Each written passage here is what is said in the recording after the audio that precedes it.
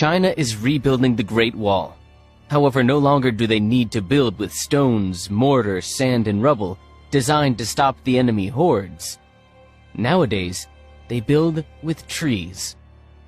Just like the wall erected many years ago, the world's largest man-made forest should stop an enemy that China has been fighting for many years, and which is no less dangerous than the problem of overpopulation. This enemy is the desert that occupies most of eastern China and continues to grow non-stop.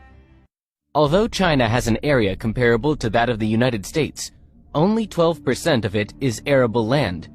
However, China still has the largest agricultural production in the world.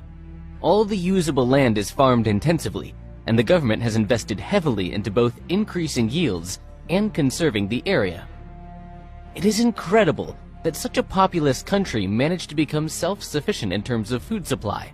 A striking example of self-sufficiency can be seen in the Xinjiang region in the northwest. It's an almost desert region, but thanks to drip irrigation and technological systems that reduce evaporation, people in Xinjiang grow vegetables without rain. What's the result?